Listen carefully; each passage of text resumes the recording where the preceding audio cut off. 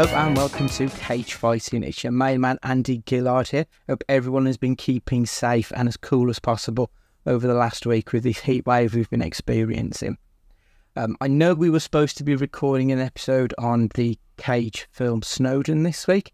However, we've had a very busy week at Cage Fighting Towers and just not had a chance to put that one through yet.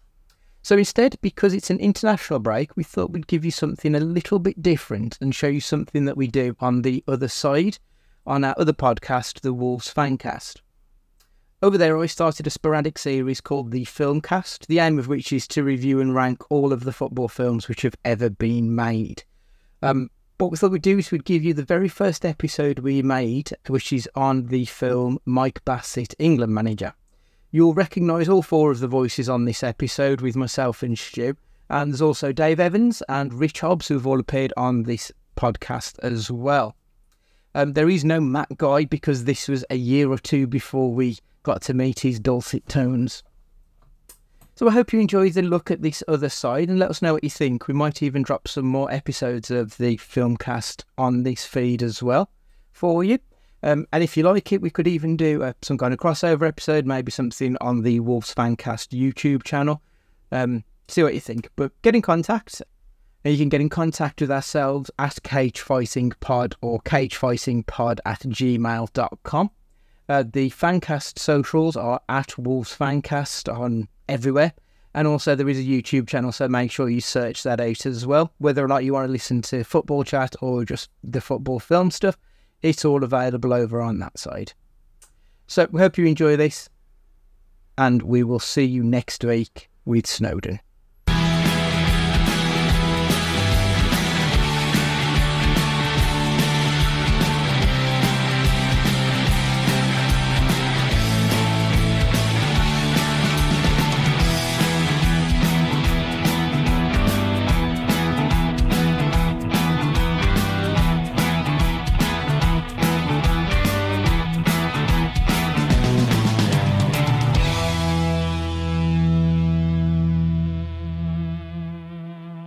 Hello and welcome to the inaugural episode of the Wolves Fancast presents the Football Filmcast. The Football Filmcast is something dreamt up to rank every football film ever made, one film at a time, based upon 5 categories: the cultural impact, the footballing authenticity, the football stars, the film itself, the stuff around the football, and basically your overall enjoyment of the film. With me to discuss the merits and demerits of this movie, I have some of the Fancast regulars with me. As a way of introducing to your film taste, gents, when I say your name, I'd like you to tell the audience of a film that just makes you happy. Something that you can stick on no matter what, and it will just bring a smile to your face. So, I haven't even introduced myself yet, so it's Andy here. And my film would be Shaun of the Dead. I just think it's a great film. Good choice. It's a good choice. It's always up there for me, and absolutely brilliant. With me, I have Dave. Hello. I find this really odd that I'm not hosting, and I'm on a show that I'm not hosting. Hello. Hello. All my unfiltered opinions can finally come out. Well, you're doing the editing, yeah. so to be honest. Hello. I'm here. Film. Happy film. For me, Back to the Future. It's my favourite film of all time. There's something about, I don't know whether it's the music, the fact that it's a film when every time I watch it, you can almost see yourself in the film and everything that happening to you, if that makes sense. Yeah. Yes, it would scare the crap out of me. A younger version of my mum hit on me back then, like anyone, hopefully everyone else would feel the same as way. But it's just, I don't know, it's the euphoria of it, it's the excitement, it's that final scene when he's at the dance and he gets to do that song, and it's just so uplifting, isn't it? It's so kick-ass, the whole of it. And it's a proper rip-roar, isn't it? And it's one of those dream sequences where you almost feel like, I wish, that's how I imagine it in my head if I ever got the opportunity to do something like that. But every time, if it's on the telly or if something I want to watch, it goes on every time, and I just love every single bit of it. I think in that period of Michael J. Fox, he was the everyman, wasn't he? Yes. He was fantastic. Yeah. I also have Rich with me. Hello, everyone. Are you alright? How's fatherhood treating you? Tiring but rewarding. It's very nice that when I come home after a very long day, she always wants to smile at me, but it does mean that most of the time at the moment she's spent most of the day crying at Mum. So it's great to be here and spending an evening away from everything and get to deal with all that when I get home. So how's it really? It's a good PR answer. Very, very political there. I look forward to waking up in, what are we now?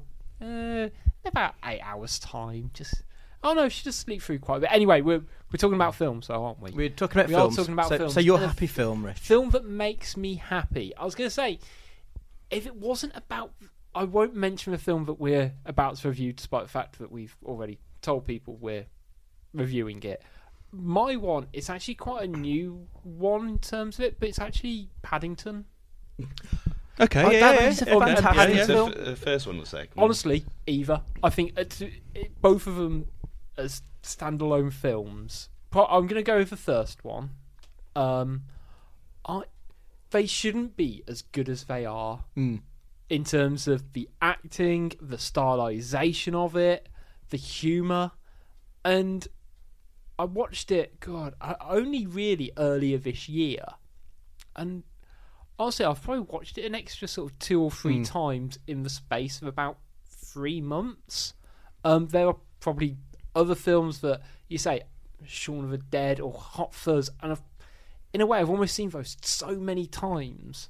I've almost become a bit alien to them. It's just like I can, Paddington's a great answer there, and I think Paddington 2 is one of the few movies that actually surpasses the original for me. Yeah, it's superb. Honestly, I think that's a very good answer. It's like an old school. You have people say, "Oh, they don't make kids films like they used to." That's a perfect one for me. When I saw it the first time, the one thing that came out of it was there's no devices, there's no mobile phones, there's no tablets, there's no internet, and therefore that film could be shown in some ways, any era, and it will still be timeless. I was going to say, did you watch it with Mary? Or Mary hasn't seen it yet. No. Okay, but I watched it with Catherine years ago, and we both came out this room thinking, that was I didn't have many expectations going into it, because it's one of those things, it'll be a run-of-the-mill, go to the cinema, come and do it, but I loved it as well. Yeah. I was going to say that or Up. But again, that's a similar sort of... There are other films I like that aren't just children's films. So I'm just going to pass on to the next person. Yeah. And the next person doing his chum Dice impression once more is Stu. It's not as bad as last time. It's not as bad. There's not as much gravel, but it's for a night out in the grain store. Nice plug. Yeah. Give us free stuff. Well, I think they could do with the amount we spent in there on Saturday night. Well, the you spent in there... Well, I quid for a gin is borderline silly, but when it comes to cocktails, I'm a dickhead for it, to be honest. But you're happy film, Stu. I was looking at that. There's so many. I mean, the amount of stuff that I watch that's just pure nonsense. Yeah. It could be anything, but it's Die Hard. Yeah, it's 80s. It's Bruce Willis. It's Christmas. It's action. What else could you possibly want? It ticks all the boxes. Yeah, it ticks all the boxes. And I was looking at it, and I thought, well, what have I watched more than anything else? And I'll watch it every single year since I was probably about 12. Yeah. So, I mean, it's... the other ones... I mean, it's saying about recent things. Avengers. The first Avengers, I've watched that loads of times as well. But Goonies as well and things like that. But I don't think I've seen the Goonies since, like, the late 80s, to be honest. It seems like... Such a good film. It's another timeless film as well. You can watch it at any point, and it's great. Well, that's what when you were saying that about Paddington, there's nothing in the Goonies apart from Cyndi Lauper, and she's a bit different now. But no, Die Hard's superb. That is a good answer. But so we are here to discuss Mike Bassett, England manager. Yeah. And here is a clip. Get the back. Yeah, now that you've got the job, what's your ambition? To win the World Cup. Mike, you seriously think you can do that? Why not?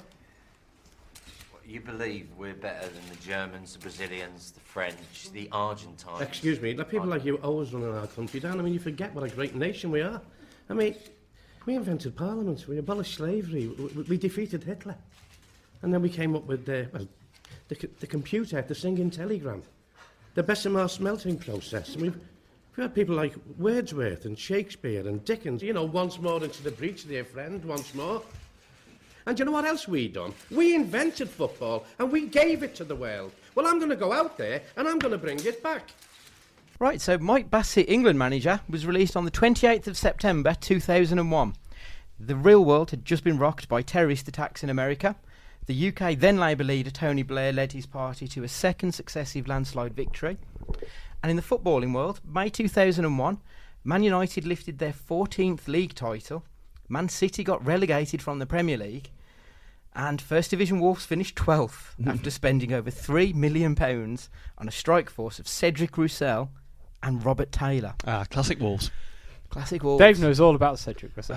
I don't remember these two at all. There's a massive faux pas on me, but this is an era that I don't remember at all. It was the dirty gold shirt. It was the one without a sponsor, wasn't it? No, Was it that was Goodyear. It was Goodyear. We didn't have a mate. kit sponsor. Yeah, it was made in Arc. Yeah. It's a local firm.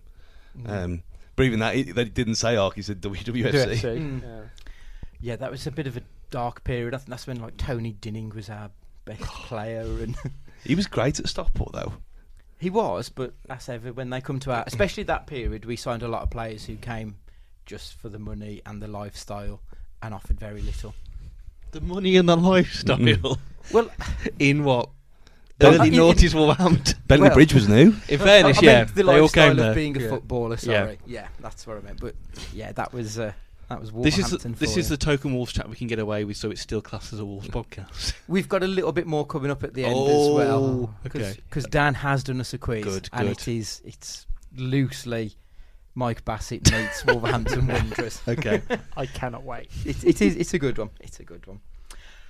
Oh, yep. So, Mike Bassett was Mike Bassett, England manager, is a film where the blundering First Division manager gets promoted above his means to take England to a World Cup.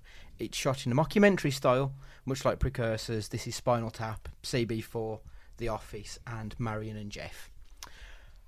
I think the best place to start talking about this film is going to be around the non-footballing elements of it.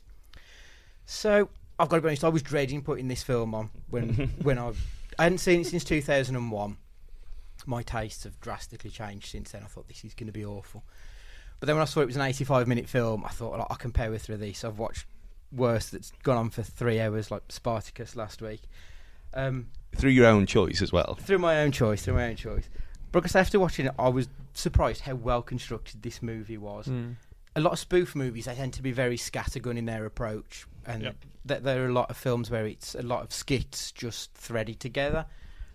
But It's actually, got I an thought arc. this was quite a painless viewing. I think it was decent, actually. I think one of the things sort of I kind of picked up, and I won't be able to explain it amazingly well, but have any of you kind of read or looked into Dan Harmon's story circle about how he constructs a story?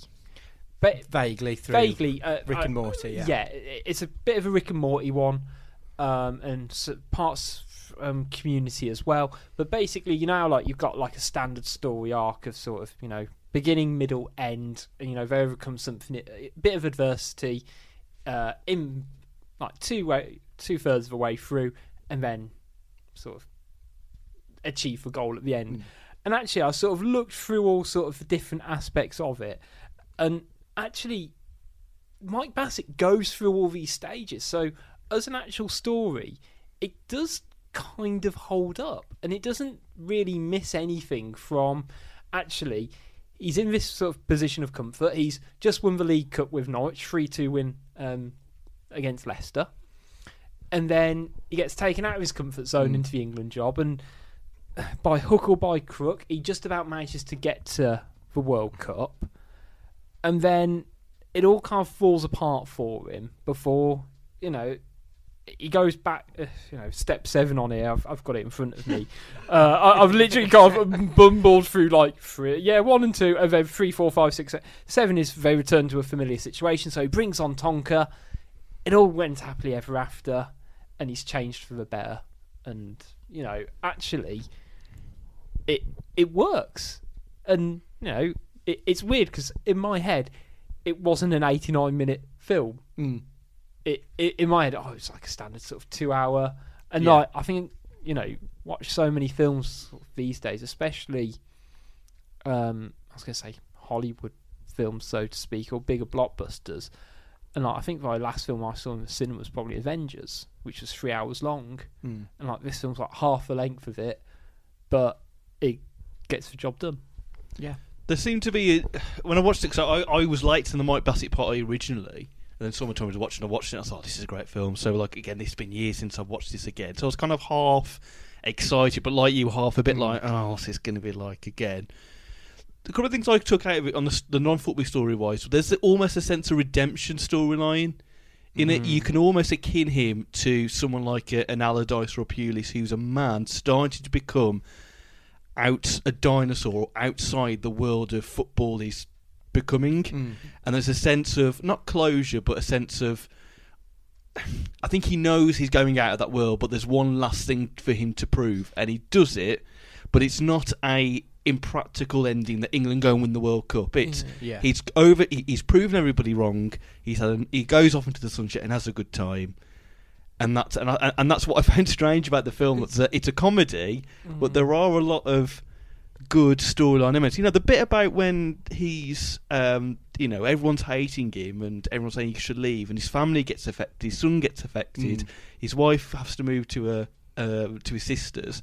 You watch it, you could see that probably happens to not just managers, a lot of people. And I think there was a real good, despite the daftness, there was actually a really good heart to the film, and that really surprised me. There are elements of slapstick to it, but as you say, there are bits that are very grounded, which I think are quite. I'm not going to say moving because it's not quite that to that extent, but they are affecting. I think. I think Ricky Tomlinson definitely sort of brings it in terms of that, and he gives you that sort of bit of a slapstick element, but he's able to deliver on the emotional moments as well, and you really do feel it. You think with Ricky Tomlinson as well, he had been a proper actor before. Yeah. He hadn't. When was the Royal Family? Was that? It was late 90s. Yeah, it was around the same time. But he'd done the Brookside thing, and he had done serious stuff before, and he had done time as well. So he had been through some bad stuff himself. What did he do time for? He won. I think he was somewhat minor. Okay. He won. He ain't killed in that one or anything. I was going to say that it's interesting. You sort of say he's a bit like an Allardyce, because I kind of made a note that there was almost sort of similarities to someone like Hodgson in terms of like the time, like when he took over, because Hodgson took over literally just before the Euros in 2012, and we weren't amazing, but we got to the knockout stages and stuff like that, and obviously for Hodgson, he was a broadsheet man in a tabloid world, I think it was described, and I can't got a feel about Mike Bassett is that wanting to write the team name on the back of the fags like it did back in the day, and like actually might lead to clerical errors. That was such a good bit. It's such a good bit. It's such a lovely gag, isn't it? And it's I don't know, like part of it's like just trying to escape the realism a bit, because you'd be like, come on, that's not how it would happen. They'd clearly have a better vetting process. They wouldn't be going away from home and having to play with Benson and Hedges. But yeah, it's a great joke. It's when he's in the training room for the first time, when he's at the training camp, and he announced to the team, and he literally gets a pack of cigarettes and he's reading it off the back of that. See, because I can't even remember seeing him smoke. No. That's what. But when you have the real life things with like Michelle from the FA who phones everyone up, when you got things like that happening, and then you think, well, at that time as well, still pre-mobile phones, it wouldn't be beyond the realms of possibility. Because I remember my dad doing the same thing when he was manager of Wensfield, and writing names on a fag packy, or the back of a box of something, anything that I could find, he just write it on the back. So it was one of them things where, when I watched it for the first time, I thought, that's hilarious, because I've seen that happen with my own eyes. Yeah. I looked up. He did 2 years because he was conspiracy to intimidate in the Flying Pickets Builders Workers Dispute in 72. Factoid for you there. So, what were your favourite moments then, Dave? We're going to play the clip later on, but the halftime team talk. Yeah. But it's not just the rant. It's Bashir, isn't it? Mike Bashir. It's his pre and post bits that just perfectly executed in between. Each side of that just makes that clip the best thing. And I just think I like the the bit in when again. I'm going to have to say spoilers here. If you're not watched the film and you listen to this, He's 18 years old. Should we have started the show with spoiler alert? No. Anyway, spoilers anyway. There's when is it Tonka? Yeah. Tonka scores the goal, and there's that shot of him. You look at him, and it goes all quiet, and they score, and you can tell because Bradley Walsh jumps on his back, and there's that sense of his face of kind of relief and satisfaction. I don't know. There's that bit that I really like, but the fag packet bit is still one of my when he has to explain why these two third division players are called to the England squad. Yeah, but I mean the moment you're talking about there with Tonka, where he does the goal that he scores, he does the Maradona run, and then the Maradona hand of God. Yeah. But the Maradona run is one of the bits that I really liked. So when they're doing the training, and they're showing them how to do these skill runs, and we've got the best dribblers ever. We've got Pele, Maradona, Mark Laurent. We ran out of money. Yeah, that killed me. I gotta admit, I didn't laugh a lot at the film. I didn't find it laugh out loud funny, but that moment, that was the best minute. There is a lot of little clever jokes like that. The other one that I thought was quite clever was when the Irish team rocks up. That whole England B. I think the England, Scotland, Ireland, all converging because it sounds stupid, but you must think like back in the day, they're all pretty much travelling from the same place. They're all having to go to Brazil, so it's a bit of a long flight. They're either going to have to stop somewhere and. It makes sense that they'd all kind of land around the same time in the same place. Yeah. Because I remember when I got into football, like my first memories at a tournament was USA 94. And the Irish team was full of, to be perfectly honest, English people. Yeah. It was all your Andy Townsends and all these. And so when that one guy starts talking with an Irish accent and he said, "You're from London, you mug." Yeah. I thought that's very much the Irish that I remember as a kid. So I liked that one as well. Stu, what was your... No, I was going to say about that section when I'd look on IMDb on the trivia, and it said that the Scottish team was just some Scottish people on holiday that they found. I saw that. Yeah. Oh, really? They just found dumb luck. Just found some Scottish people and just cast them. That's incredible. The guy with the Irish accent was the only Irish person there again, and the rest were just random Brazilians. Because you can tell that film is on a low budget, but looking at IMDb again, the wealth of all moving knowledge, it seems like they did actually go to Rio to film some bits. I read it. I was asked to try and do a bit of digging to get the budget, and I think it was about $3.5 million for the budget. And I think from when I was looking at the figures, they made that. I think they made a return because I think on box office they made just under $3.5 million overall. It did get. I think it wipes. I was going to say, speaking of box office, I did write down. But it did open number third in the UK. Do any of you three know behind which of the two films? Wasn't it two big films as well? I know one of them is AI, artificial intelligence, and the other Spielberg one.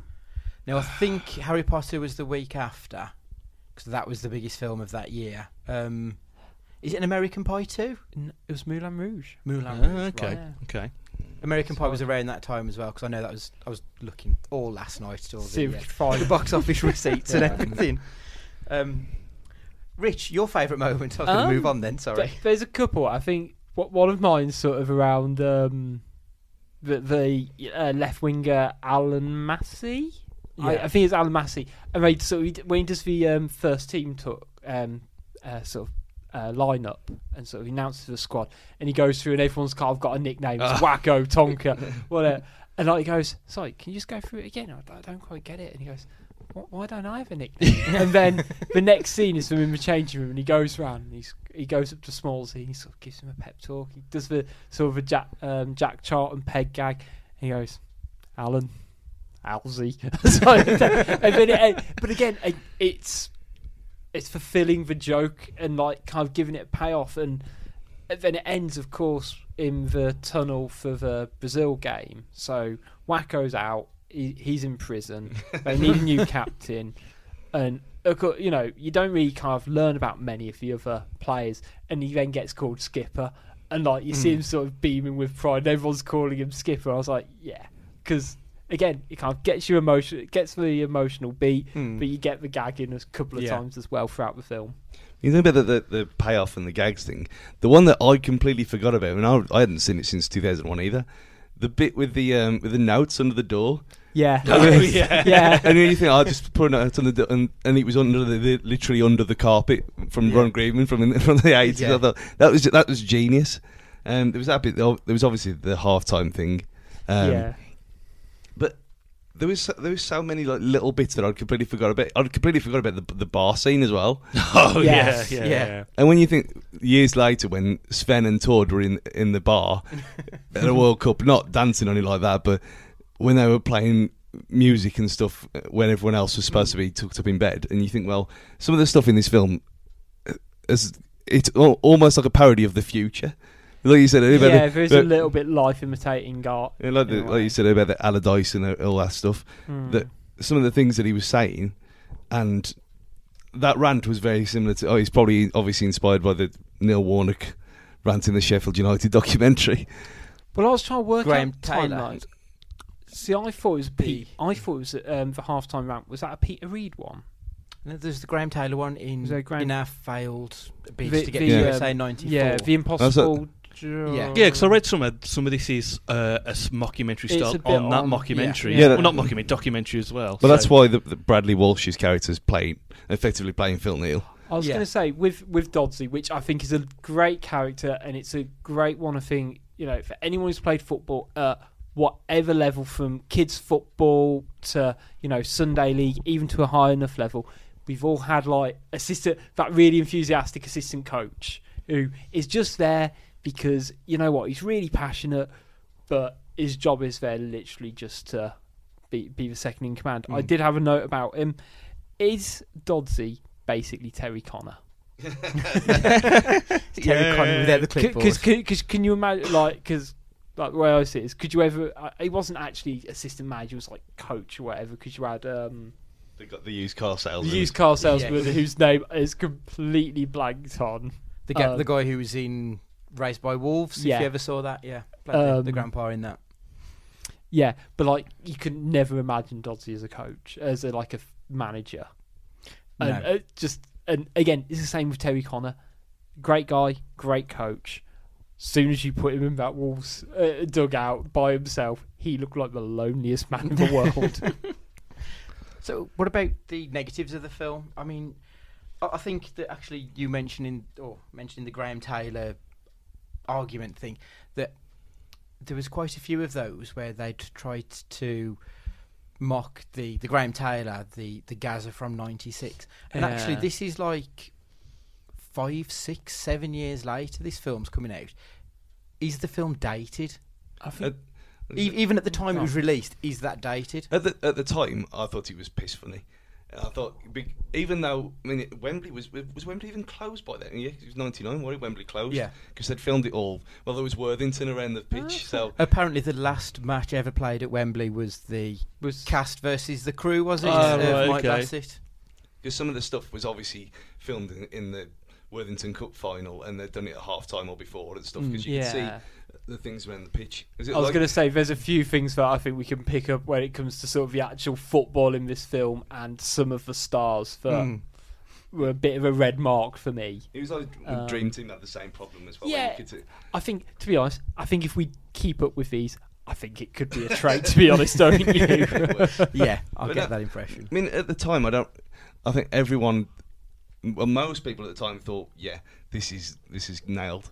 They've nailed it. But you look at it now, and there was stuff. The one that got me was the touchy-feely physio. Yeah. Which he was insisting everything was a groin strain, and then started rubbing the guy's leg, and I thought, yeah, you can't get away with this anymore. No. About you, Rich, any negatives that you can think of? Yeah, so Stu's kind of covered it a little bit, maybe in terms of like some of the I was going to say the gags. Like I think one's like the Gaza pastiches. I mean the Gaza one's almost so iconic, you could probably just about get away with it, and people are almost aware that it is a piss take on that.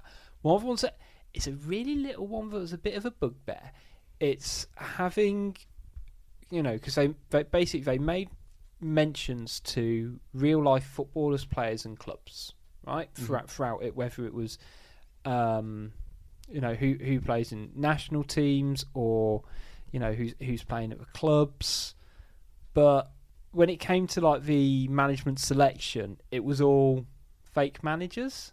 And obviously, like again, it was hinted that it was people like Sir Alex Ferguson. He's won 5 titles, 3 cups, whatever. But he's Scottish, and saying, "Oh, a Liverpool manager, he's really up and coming," but bit mouthy, and all of that. And I liked it, and I obviously understand why you couldn't use.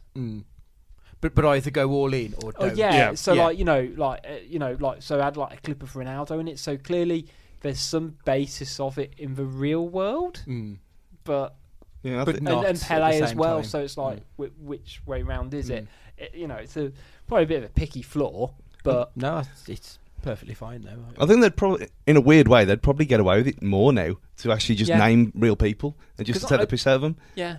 Because again, like it's one of those things where you say life imitating art, and they kind of went through it. And say it was a few years ago, it was particularly because it was Liverpool. If they had said Brendan Rodgers, really up and coming coach, but a bit mouthy, it would have been bang on the money. Yeah.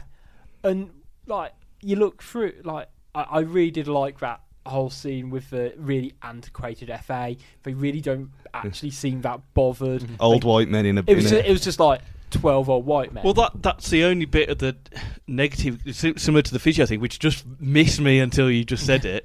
That's the only negative thing is the ironic nature that there was 12 white men around a table deciding who the next thing the manager was going to be, which maybe either still happens now in certain quarters or has probably only just started to change at the FA. And I just watched that and I thought, oh, jeez. That's 18 years later and we're still Are we still kind of there? Yeah. That's the only, but I think that was a negative on the film, and that was just reflecting the time. The time it was. But yeah, I can't think of any major negatives. I'm not trying to say it was a perfect film. Maybe it was a bit slapstick at times, a bit too much for me, but there wasn't any major glaring things for me that stuck out.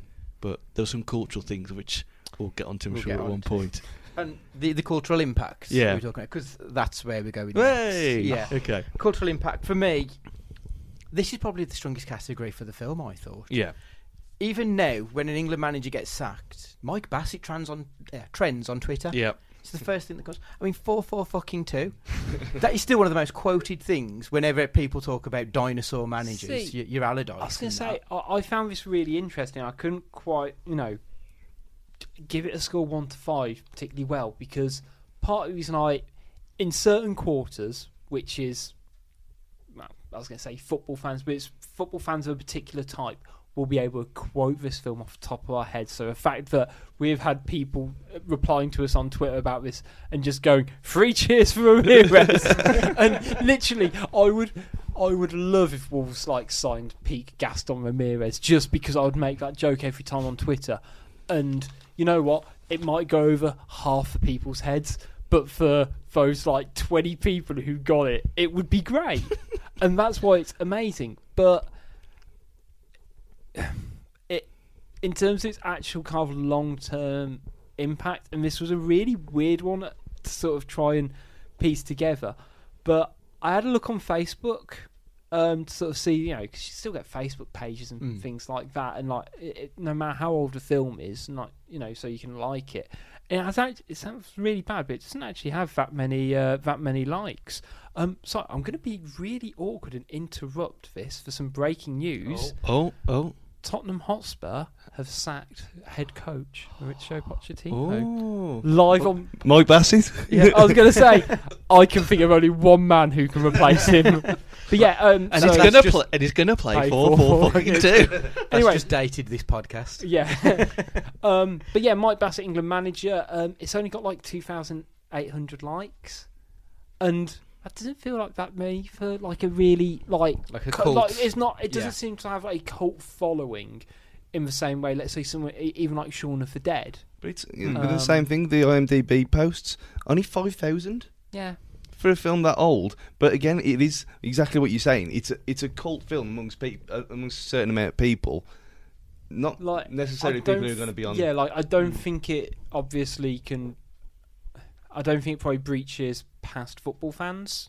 No. If you know what I mean. I think the jokes are so kind of ingrained into English football, both as an international team and just as a, it makes sort of just the cultural kind of jokes that I think, if my wife watched it, she'd find some of it funny, but, like let's say a Benson Hedges joke, but I think some of the other football gags would probably go over her head a bit. Yeah, that's what I saw in quite a lot of fan reviews. That's what I think probably gets missed. And I think to compare, and this is not a great comparison, so in terms of cult films and ones which have a huge cult following, but are fairly terrible, The Room has 150,000 likes on Facebook. Now, I would have expected that to be more. The Room's got a worldwide cult. But do you know what I mean? Like, I know what you mean. Though. I think it's such a niche cult film, though. That's probably why. It's almost like a cult of a cult. So, But it's like, it was great that on our WhatsApp group, we were talking about the Ireland team playing the other day, and so I made a joke about the England B team, and immediately I'm pretty sure every member in the Fancast knew exactly what that joke was, but I think it probably doesn't kind of get beyond. Doesn't translate well, does it? It's almost like if you go abroad wearing a t-shirt saying "Unbelievable Jeff." Yeah, there's only a certain amount of people who are going to know exactly what you're talking about, but it's that certain amount of people that constantly do it every single weekend. Unbelievable Jeff after something that happens, and it's the same thing with this. It's probably a big deal to a small amount of people.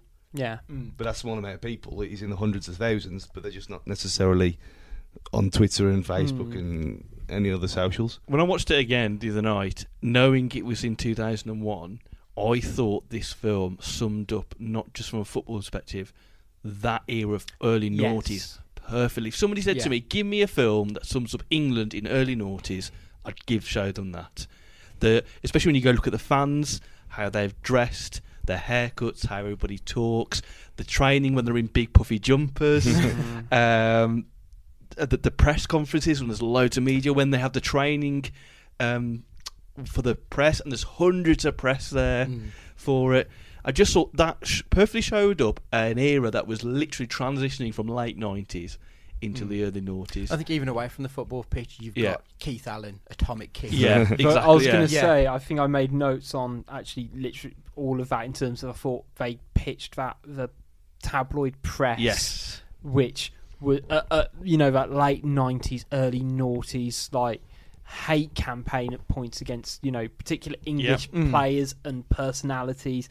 I wrote down Keith Allen and Atomic Kitten because it's so 2001, isn't it? Even Martin Bashir, I presume, did the Michael Jackson thing not come out that, after? But it wouldn't have been that long after that. But he was he's probably like the Louis Theroux of at that point. He was on his way up, I think. I think he was still. Was he still on ITN though? He was still doing like long form pieces for them. I can't remember, to be honest. I just thought it really summed up that age, that era, perfectly. And that's the biggest thing that I took away from it was how it really just summed up the early noughties completely. I've realised, and I'm going back through notes, there's one more criticism I've got. And no, actually, there's a couple more. But one was about Wacko, because I get the joke, it's like a bit of a Vinnie Jones spoof. But would he have made it international football? At that time, there was a few like this. Because you're talking. Oh, it sounds really bad. Because 2001, who'd have played centre back? Sol Campbell. It was for the 2002 World Cup. It was Campbell and Ferdinand, wasn't it? Yeah. So, and before that, you'd have Tony Adams, who I know, wasn't exactly a shrinking violet, and same with, Martin Keown. But they could play a bit, and I know it seemed a bit. I think it was like. Played 50 times for England and he was sent off 20 times. And it's like Sergio Ramos.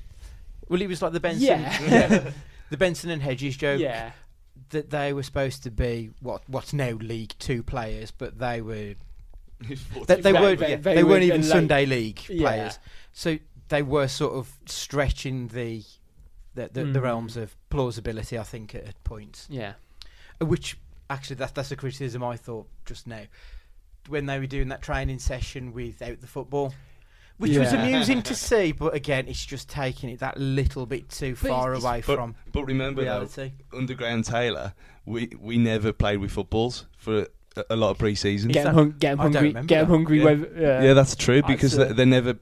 I think it might have been one of the Old Gold Club podcast. One of the guys from that time when they said that was a criticism of Graham Taylor. We never played. They never touched the football until the last 2 weeks of pre-season. So it was all about fitness and positional sense. Maybe it's not so ridiculous. I was going to say. I mean, the overhead kick and things like that. all of that was ridiculous. But there is probably some merit. Probably less so in football, but like in American football, they do walkthroughs for their routes and stuff.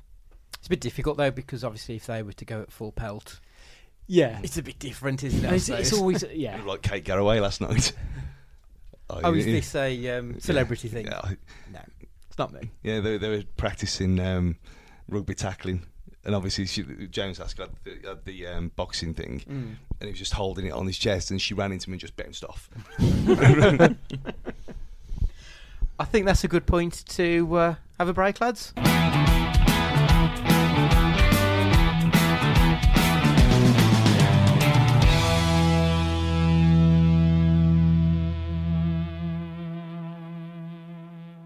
Hey everyone, it's David here. Now, you already know by now if I'm on the show or I'm not on the show, and my voice is here. Whoa, one of those silly ghost things. Anyway, I'm just here to say we've got a lovely website, and our friends over at Pixel Yeti Media do that.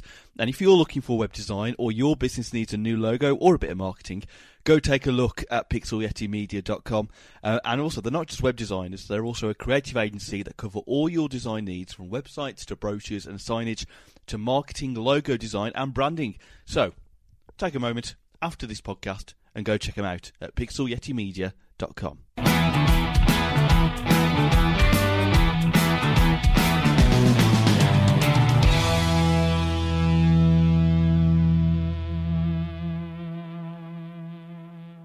Half-time in La Bombonera Stadium, and England trail Mexico by 2-0. Have you heard what the crowd is shouting? Bassett, bastards and bastards! They shouldn't be shouting at me! They should be shouting at you! And do you know why? Because it's half-time and we're 2-0 down to the Mexicans! Wrong with you! Get your fingers out! Where's your bottle gun? And come and pay attention when I'm talking to you! If you don't want to wear the shit off, there's thousands of kids out there who die put that shit on! Back on the field, show what you can do, or off home on the plane! You got that? England lose 4-0. And welcome back. We're partway through our deep dive into Mike Bassett, England manager. I think the next point to get to would be the footballing authenticity. That is a tricky word to say. I was quite surprised at the standards of the football scenes. Yeah. Having seen some of the other bits and bobs, like most of the other footballing films I've seen are absolute trash. But all the actors who played the football, they actually looked like they knew how to play football. It was very brief when you actually stuff sort of on the pitch. It was brief, but especially England's goal, the first time you see England play, which is against Poland when they take the lead, the build up to that goal, and the skill was incredible. I don't remember this. I remember Dean Lennox Kelly, who played Tonka. I'm sure I remember seeing him like the first few Soccer Aid. Yeah, when he was at Shameless. When he was in Shameless, and I'm pretty sure he was pretty handy. And obviously, Carl Fletcher was part of the team from. I don't even know his real name. He's Carl Terry Fletcher Keeley. from Dream Team. Anyone remember how Carl Fletcher died? In Dream Team, I Dream presume? I was going to say. Yeah. That'd be a very morbid He came back as a ghost, I remember that. Yes, I remember that. How did he die? He was in a fight with the manager because he'd accepted a bung Carl Fletcher had to throw the game or something. He ended up fighting with the manager who pushed him, and then he fell into the peg in the changing room. And then bled out on the floor. Barnes-esque. Very Steve Barnes-esque. But yeah, so I actually thought that the look of the football was good, because I always felt with Dream Team, whenever they showed the match, I was always trying to figure out which team's actually playing, and it was usually Leicester. And you know that if it's Monday Bandili, it's probably Emil Heskey in real life. But there was none of that in this. Well, there were bits where they showed other matches, but never to that extent. I thought that really helped with the film. However they did at the time, the special effects of embedding those matches within Wembley at times I thought was really good. And then going to Mike Bassett on the dugout when you could see him on the pitch with the Wembley in the background, I thought that aspect of it was really done really well. It was really, really clever camera angles. Yeah, and there was like the thing where when they conceded, and it was clearly Seaman for England against Germany in the last game with the ponytail. Yeah, and then the keeper's got a ponytail for the entire. Yeah, I thought that was that was the only one that I thought, that's a bit too obvious. But yeah, I mean, even the crowd effect for 2001. Well, the crowd effect, they only had 300 extras in the ground, and they managed to map 300 people to fill the stadium. Wow, okay. Compare that, and 2 years before and a year after, you had episode 1 and episode 2 of Star Wars. And I'm not being funny, but the effects in Mike Bassett were better than the effects in the Star Wars films. In the pod race scene? Yeah. I was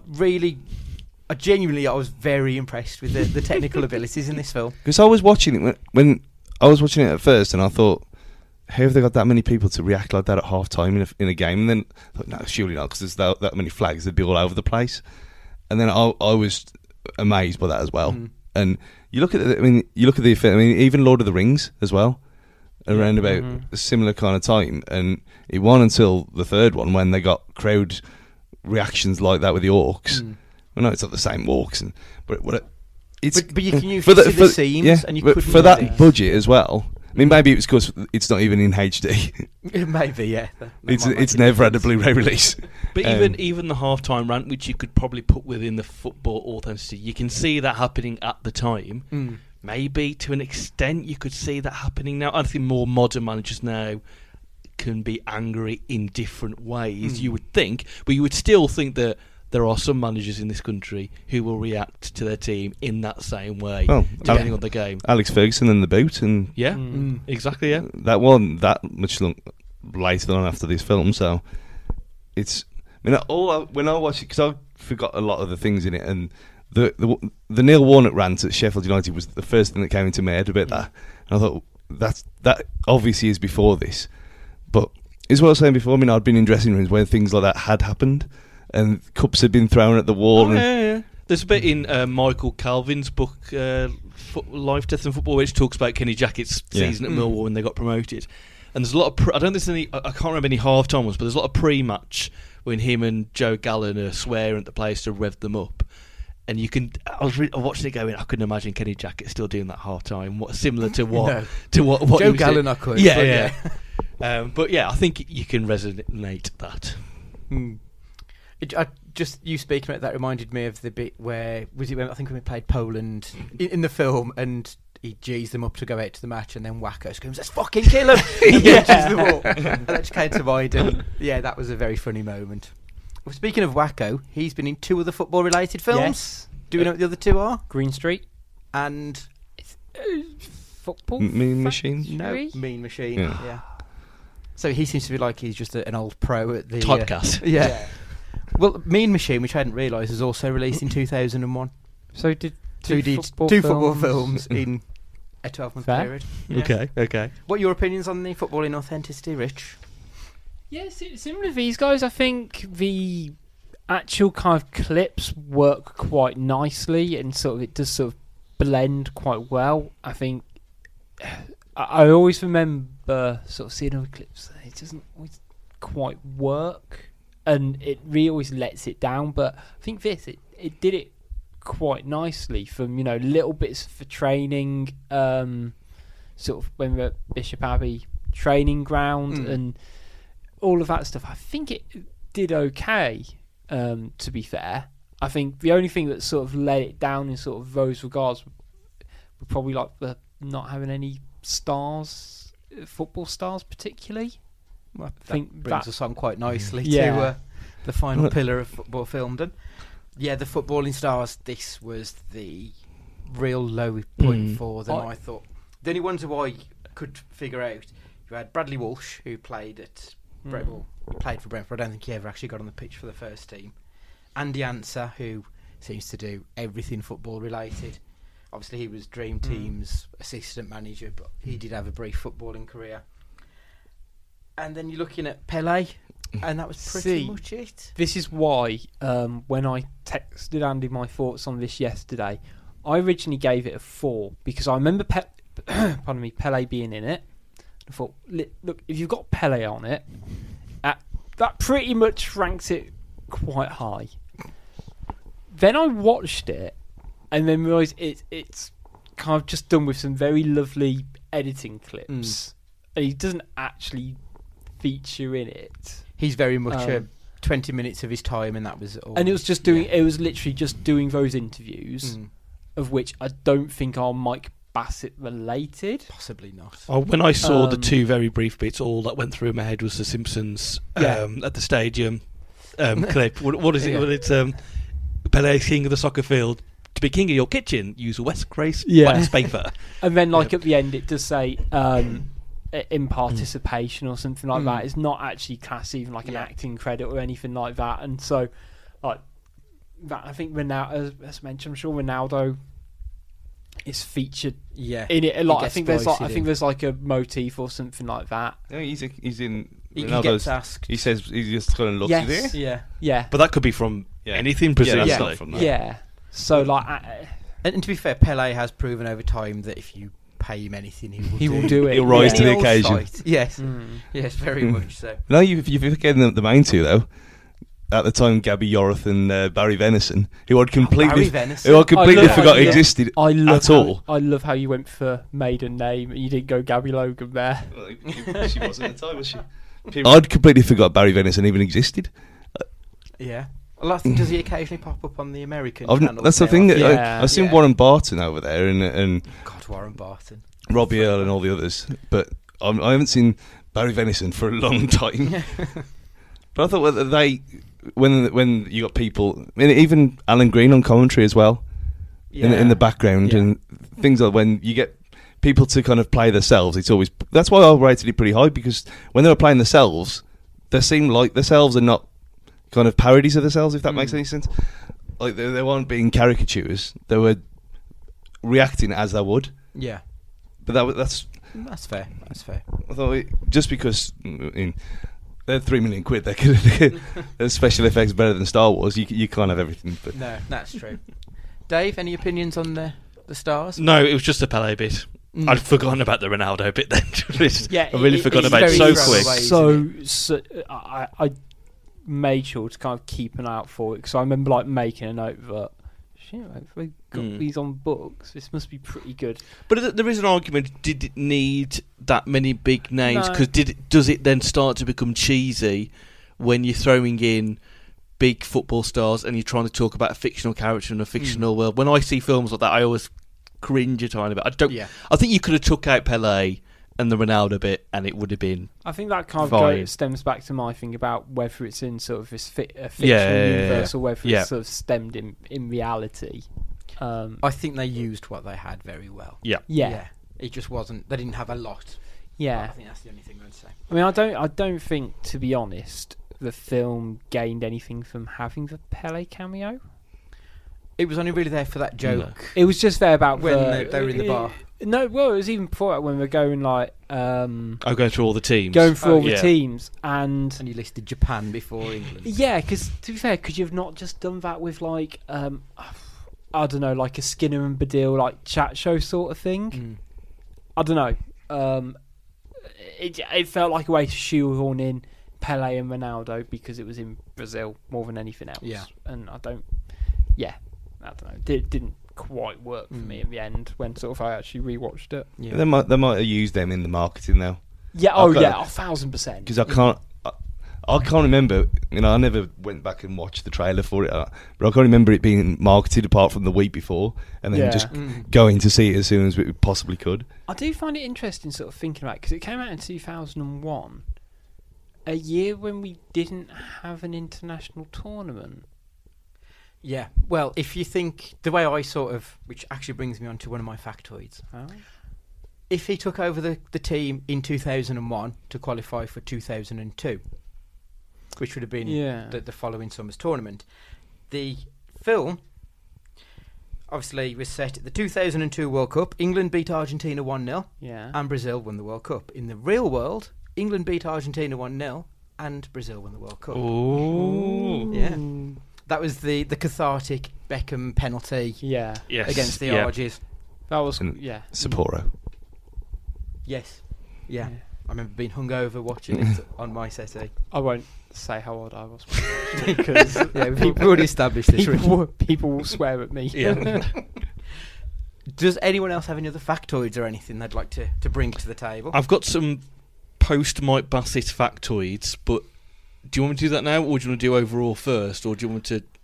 I honestly don't mind. I'll do the post. So I looked, obviously when I was researching IMDb and Wikipedia of the film. Obviously there was 2 post Mike Bassett projects afterwards. There was the Mike Bassett TV series.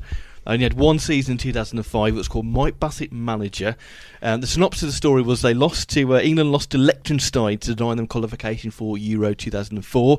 So he lost his England job. He became manager of Newcastle, but got back-to-back relegations. Went back to Norwich, but got relegated, I believe, again. So he took charge of his dad's old team, Wirral County, after being asked when he was on holiday with his wife in Spain. Interestingly, due to production delays, Bradley Walsh didn't reprise the role in the film. So Wolves fan and friend of the Fancast, Steve Edge, took over as that role as well. And then this is the one that always confused me when I did the research. Like, all right, that's what happened. There was supposed to be a sequel to this film in 2016 called Mike Bassett, Interim Manager. And I remember seeing the teaser trailer and the poster thinking, so why didn't this film come out? So the synopsis of that film was that England were under the management of a German called Jürgen Manstein, and he had an exclusively German backroom staff. They basically breezed through the World Cup qualifiers thanks to a combination of efficient tactics and stylish football. But Mike Bassett, meanwhile, was managing the Iranian ladies football team in Tehran, and it doesn't take long for Bassett to offend the whole of Iran. And he leaves looking for another job. Manstein, who was a former protege of Bassett, decides to bring him in as a former mentor and just to help him out as his number 2. Obviously, Manstein jumps ship, and Bassett comes in as the interim England manager. So what happened with this film was there was a Kickstart fund campaign. They needed $250,000 to get off the road. They only reached about 130k. They tried to move to other online funding sources. Made a bit more money, but time ran out and they didn't get enough money to make the film, and then that was it. Nothing happened, which surprises me that film couldn't have raised for a cult classic like that. Couldn't have raised £250,000. Yeah, but there we go. It might have just felt a bit. It's either after its time or before the Kickstarter Indiegogo boom of the 2 years later on. Possibly. When you look at what's happened now with the aforementioned Steve Barnes novelisation trilogy of genius, and the price of them things now is up to £1,000 each. And if someone put that on now, I mean, if someone can kickstart a Shenmue 3 and it actually happen and it be released, then I'm pretty sure that a new Mike Bassett film could be sorted now. Well, I'm sure all the Fancast listeners will be able to back chip it. in. Yeah, I was going to say it's interesting. But we can't make it, let's just say. No, we will not be chipping in. No. I actually watched Mike Bassett Manager before Mike Bassett England Manager, due to my previously undisclosed age. I watched, because that was 2005, 2006, I think, the Manager. How does that compare then to the film? Is it as good as? Is it just a bit of a poor? No, the film's better. Good. I mean, there's from memory, I do have it on DVD, and I had half an intention to watch it because it's only about 6 episodes long, and it. The only gag there's a couple of gags I can remember, but one which sticks out to me is they're looking for a new shirt sponsor. He's a manager of Willtown or Wirral County, and they get sponsored by the local rubbish dump. So it says on their kit sort of Wirral Rubbish.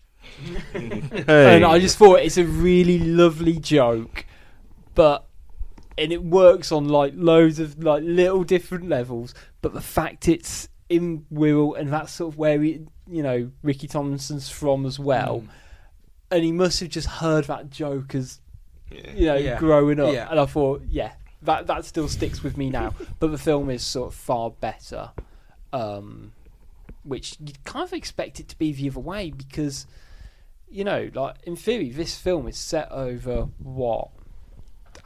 9 months technically from like the last 3 qualifiers all the way to the end of the World Cup. So you're talking like he takes over just after. Yeah, it's about 12 months, isn't it? Because he takes over after the League Cup final. Hang on, no, the timing of this is getting really weird and weirder. I sort of pictured it that when it came out in September of that year, that would be when the film started. Yeah, I know that with the League Cup, it doesn't tie in at all. But so, in theory, I think that League Cup is just a flashback bit, probably, to say he won the League Cup. He had this end of the open year. top bus parade, and now we get to the wrong way. September. when Phil Cope had a heart attack and. Sorry, again, it's a really, really shit joke. It was like Phil can't cope.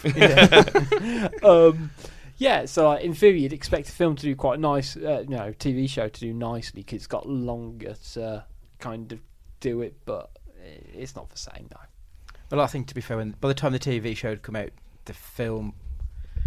We'd got like 5 years between then and the film. Yeah, probably I don't think it had the the consciousness same. of the public at that point. My factoid, and this was my favourite thing, the director Steve Barron actually directed one of my all-time favourite films, Teenage Mutant Ninja Turtles. Teenage Mutant Oh, Ninja really? Turtles. Yeah. Wow. So he's actually got experience on working with independent movies and doing a damn good job of it.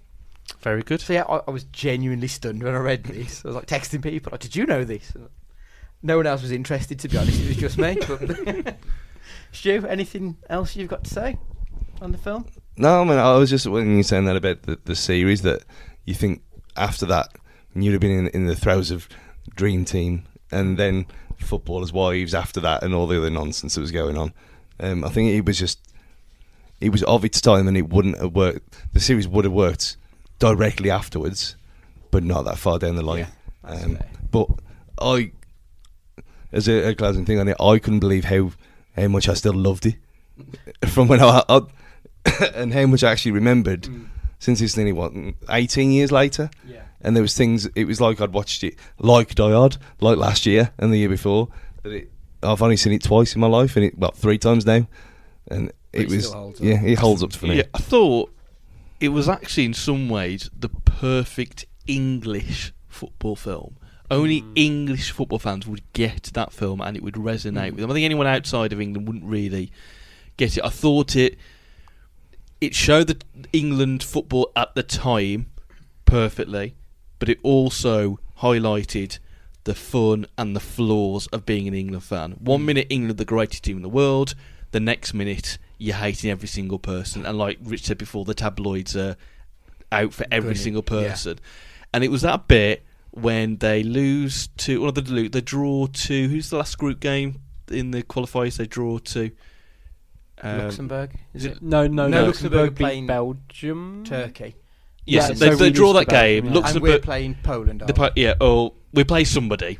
Yeah. But they play someone, and Luxembourg have to unlikely beat Turkey. They do that. They're on the radio, and I just thought at that era that was so typical England getting through by default.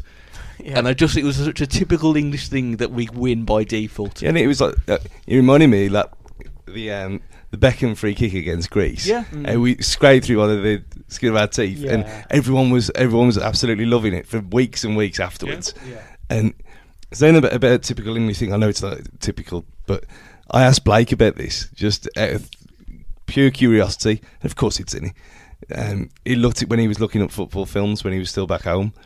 And he said he found it hilarious as well. So he said, but for him, he didn't kind of believe that it was happening, kind of thing. But I was like, well, no, this stuff did happen. Yeah.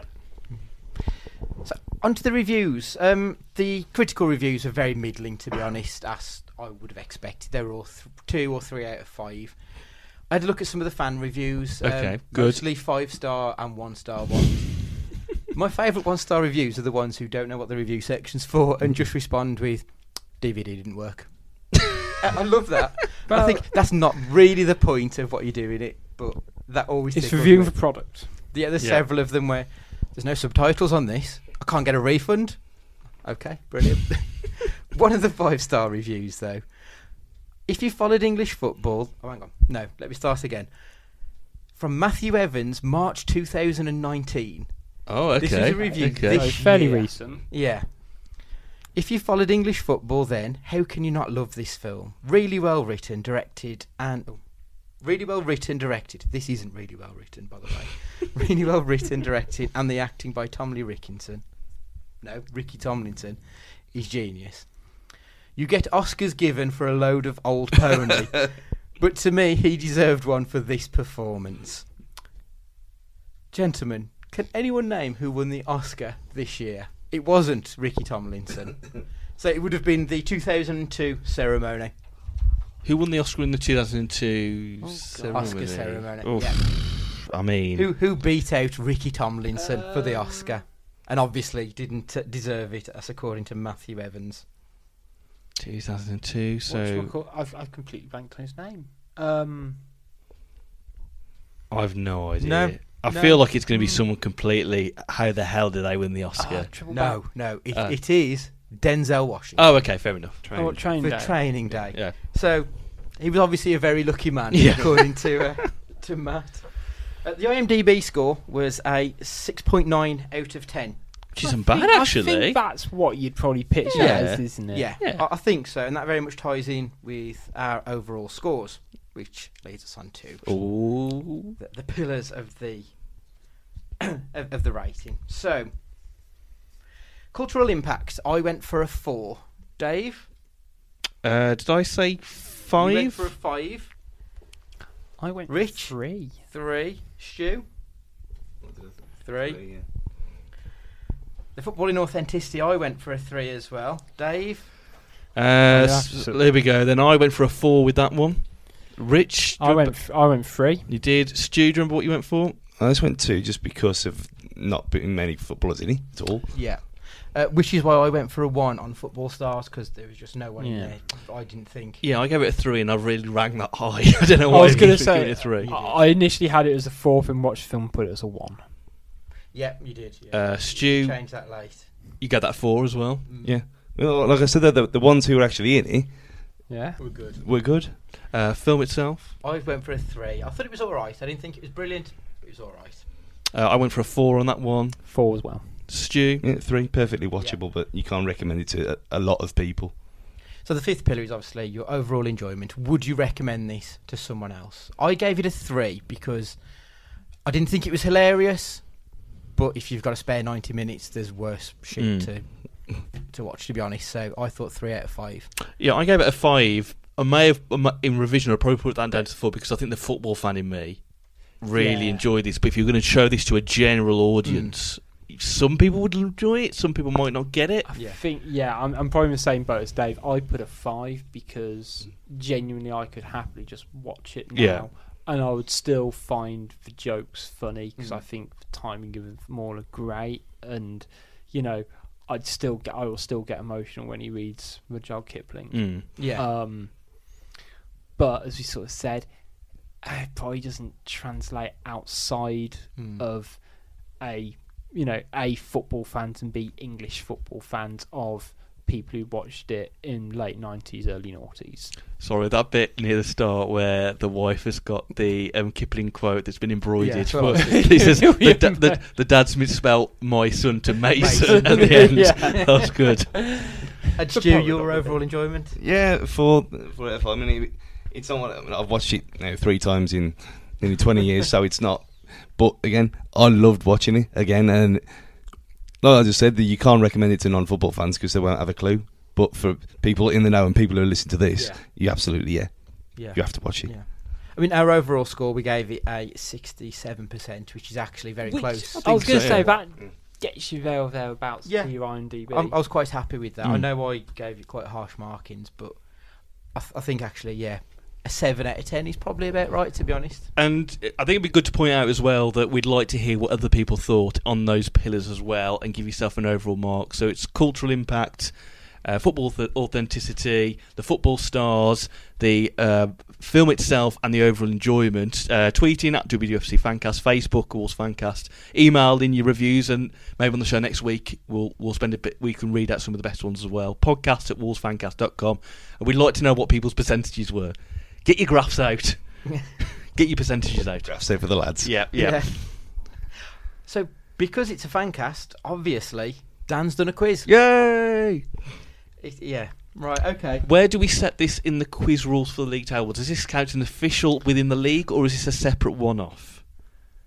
Ooh. It's still canon. We'll keep it canon then. It's in the league. Yeah. Depends who wins.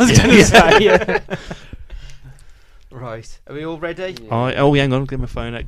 Play along at home, everybody. At WFC Fancast on Twitter and Wolves Fancast on Facebook. Just post on our page. Such a professional. I like. There's a few people now who've started to send in their scores, and some people. And it's Tom. I'm going to please apologise for getting this. Tom Catton, I think. Yeah. Who. Fair play to him. I love this Tom guy because he will sit down with a piece of paper and pen, listen to the show, and write down his answers. Brilliant. So fair play to Tom. Everyone else follows Tom's example. So he shows he's working. Yes, Yeah, he I does. like Yeah. To be fair, if I wasn't on it, I would do it anyway. Yeah. There are some days that I've done that when I've been listening at home. I've stopped doing whatever I'm supposed to be doing for work. I end up usually doing it in the car and then like Crashing. nearly crashing, or just being like, I can't prove that I've got the answer right. There was one last week and I knew it. And it doesn't matter.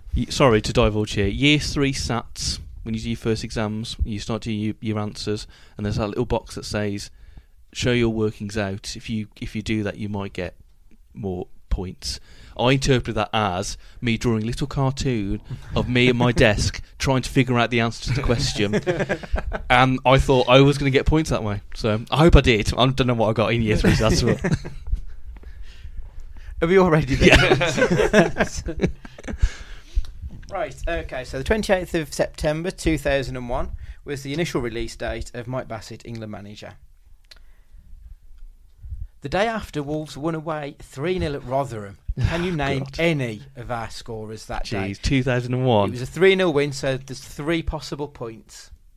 I'm trying to think of that. So it's September 2001. So we're looking at a Dave Jones management.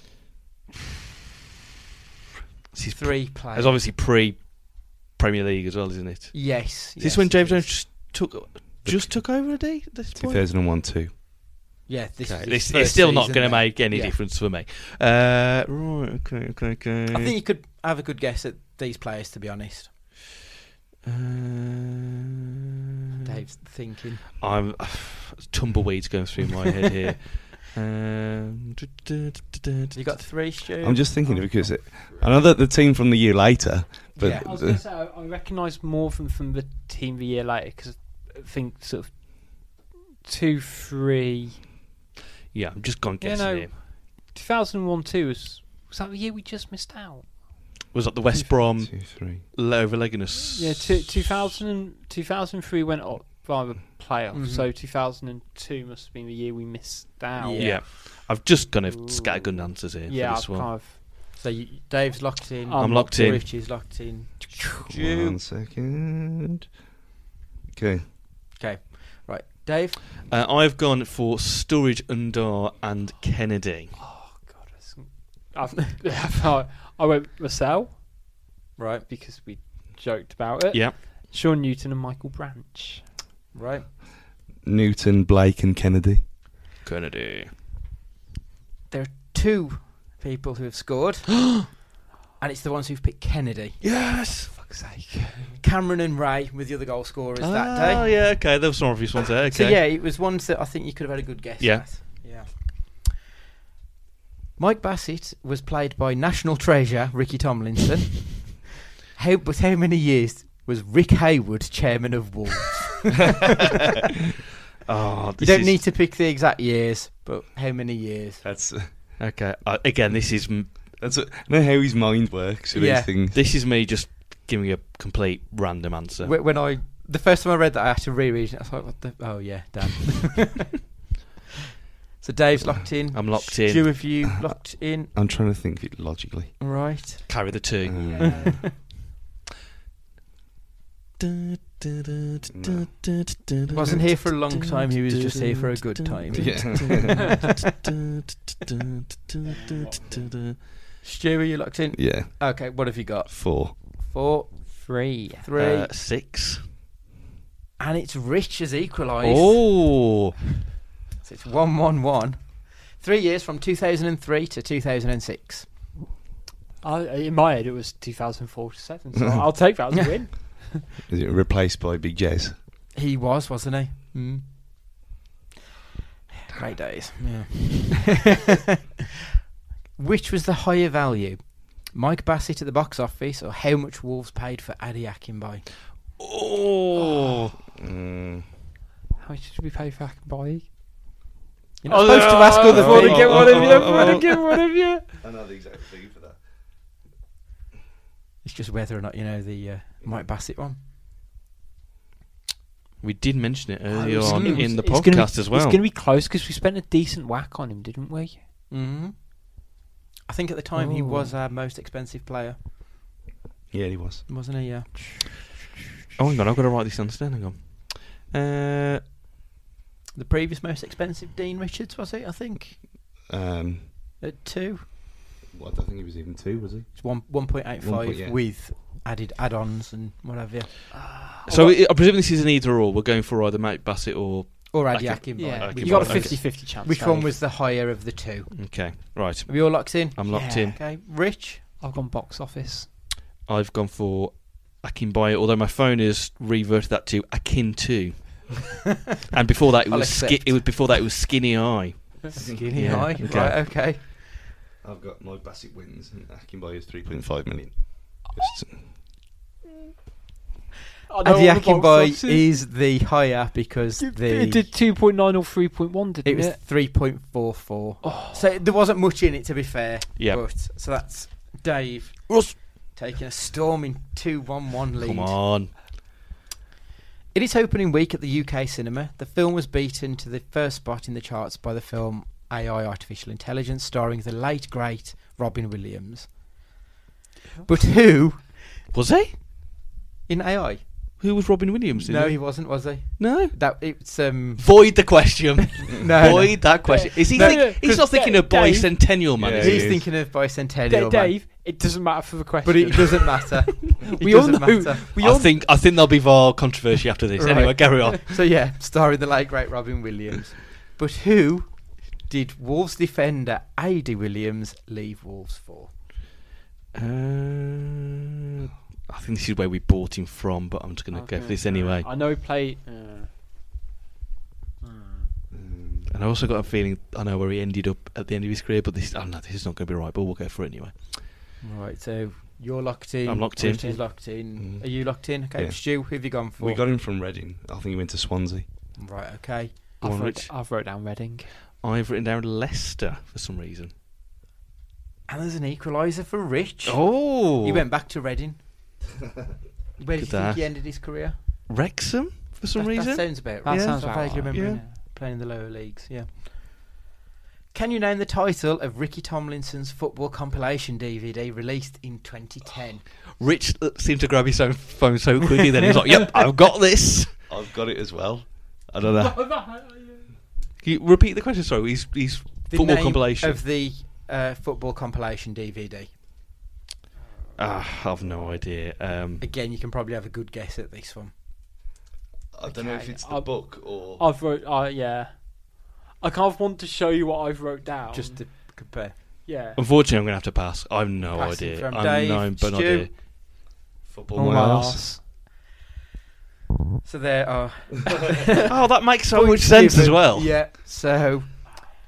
Rich has won. Oh, well done, Rich. We're counting it. Come from behind and Oh. stormed into a 3-2-2 lead. We do have a tiebreaker as well. Do you want to do it for shits and giggles? Yeah, Yeah. only if it is for shits and giggles. So, You don't want to risk losing the title.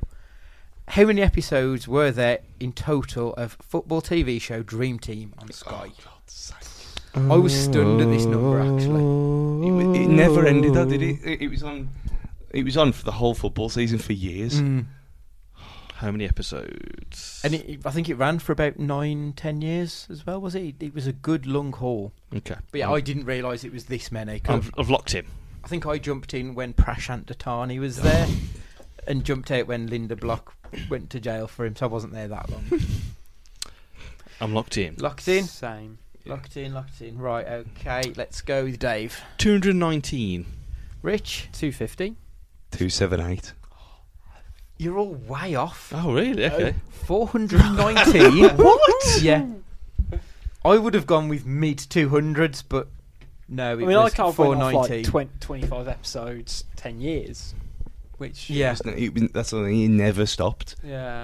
Yeah. He was on twice a week as well. I'm sure it was when it first started, when it was actually the youth team of Harchester before it went nonsense.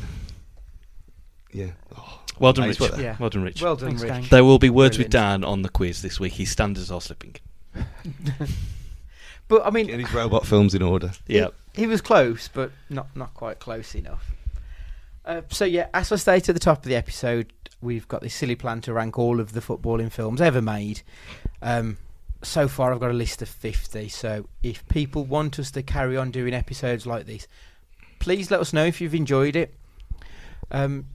Just, drop us a tweet or whatever you want.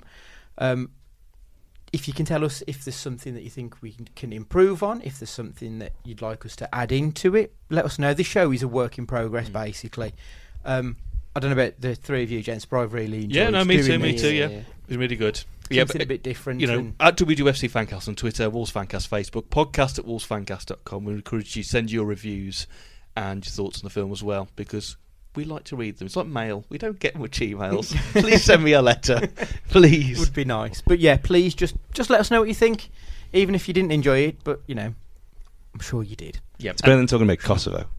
Yes, very true. Very true. But yeah, like Andy says, if there's a film that people want us to do in the future, just let us know.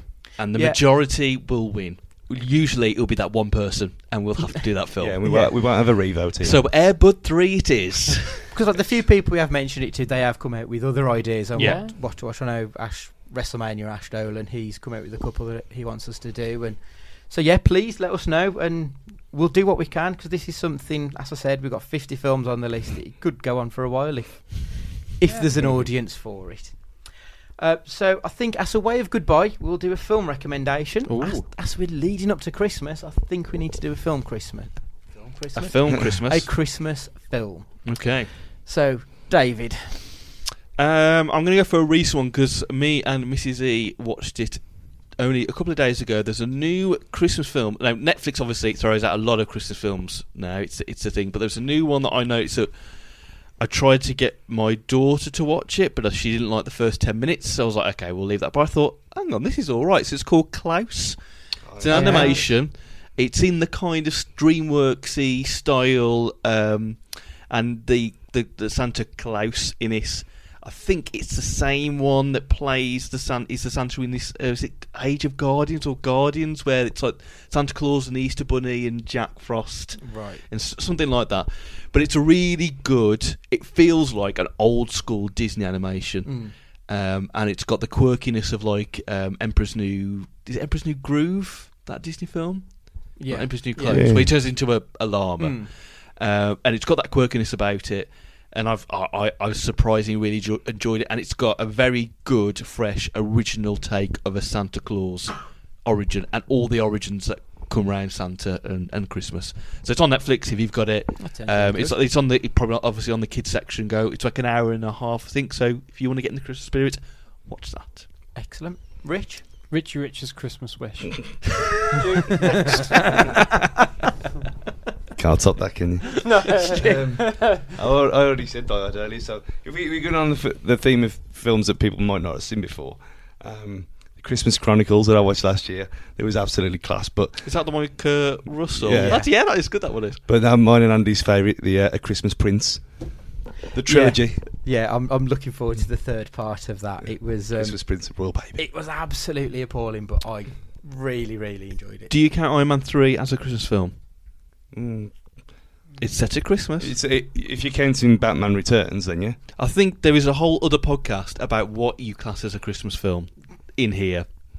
But Yeah, we very will much not. so. We will not go down that tangent. We could do with finding a Christmas football film. That would be the Andy, ideal. Andy, really. what is your Christmas recommendation this Christmas? My Christmas recommendation, I'm now going to have a quick look for, because Stu's just mentioned the Christmas Chronicles. The Princess Switch, which me and Stu discussed the other night with Vanessa Hudgens in.